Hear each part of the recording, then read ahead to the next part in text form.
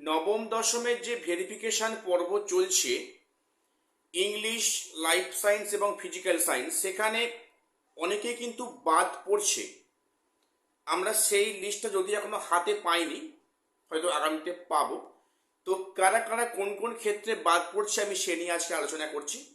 এবং যে বিষয়টা, আগামীকাল 3 আগস্ট একাধিক এসএসসি মামলার শুনানি হবে কলকাতা হাইকোর্টে। সেখানে সত্যি কিছু কি কাজ হবে? দেখো, হওয়ার তো অনেক কিছু উচিত, কিন্তু সেটা কি অ্যাকচুয়ালি বাস্তবে হবে, সেটা নিয়ে অনেক প্রশ্ন আসছে।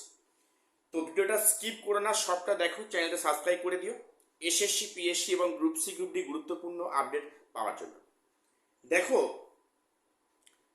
নবম দশমের যে 3টে সাবজেক্টে ভেরিফিকেশন হচ্ছে, সেখানে একাধিক ক্ষেত্রে অনেক সমস্যা বা অনেক কিছু ডিসপিউট প্রকাশ্যে আসছে ধীরে ধীরে।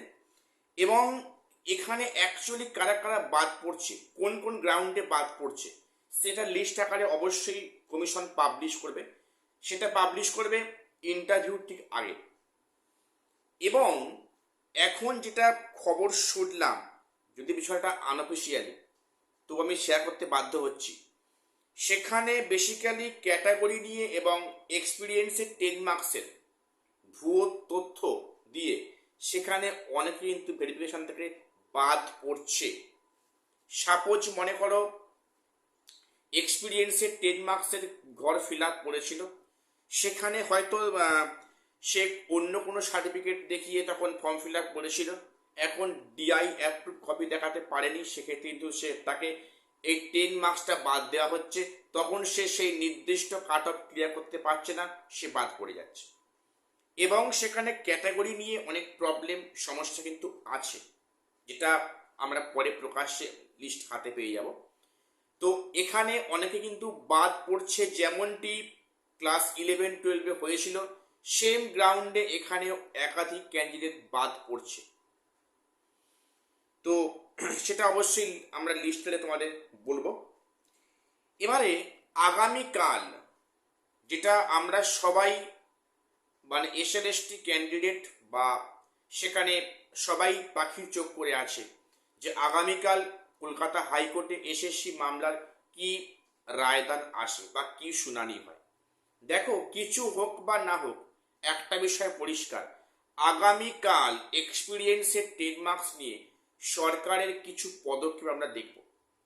সরকার অ্যাকচুয়ালি কি চাইছে, 10 মার্কসের পক্ষে, 10 মার্কসের এগেনস্টে, নাকি 10 মার্কসটা ইন্টারভিউ আগে না ইন্টারভিউ পরে, সরকার পক্ষ কি চাইছে একটা বড় ফ্যাক্টর। কিন্তু কোনো নির্দিষ্ট সিদ্ধান্তের ক্ষেত্রে সরকার কি চাইছে তাকে একটা মর্যাদা কোর্ট কিন্তু দেয়, অবশ্যই দেয়। কাজে সরকারের কি মোটিভ এই 10 মার্কস নিয়ে আমরা আগামীকাল শুনানিতে দেখব। তো দেখো, অ্যাকচুয়ালি তো হবার তো অনেক কিছু উচিত, যে 10 মার্কসের কারণে আজ ফ্রেশার্সরা ফুল মার্কস পেয়েও বঞ্চিত, তার বিচারটা কে দেবে? সেখানে একই সাথে পরীক্ষায় বসিয়ে কাউকে 10 মার্কস দিয়ে কাউকে 10 মার্কস না দিয়ে সেখানে প্যানেলটা করা হয়েছে, একটা বৈষম্য। এটা হচ্ছে সংবিধানের ওদের একটা খর্ব করা হচ্ছে। এই 10 মার্কসটা এটা হচ্ছে অসাংবিধানিক, পরিষ্কার। তো 10 মার্কস নিয়ে আদৌ দেখো, 10 মার্কস তো বাদ যাবে না, যেটা গেজেটে উল্লেখ আছে। কি যেটা গেজেটে উল্লেখ আছে যে আফটার ইন্টারভিউ এটা অ্যাড করতে হবে ক্লাস 9, 10 এবং 11-12 ক্ষেত্রে, যেটা কিন্তু গেজেটটা মিনিং করলে এটা কিন্তু অর্থ হয়।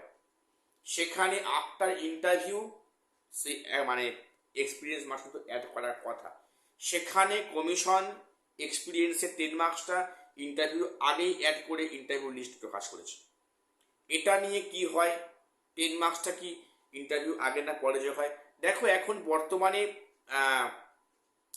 যে পর্যায়ে এসে গিয়েছে, সেখানে 10 মার্কস নিয়ে কোনো হেরফের হওয়াটা কিন্তু একটা খুব অবাক করা বিষয় হবে।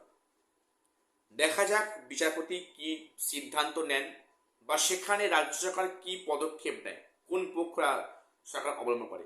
সরকারও চাইছে একটা ডিসিশন আসতে, কোর্ট ঠিক করে দিক বিষয়টা কি হবে।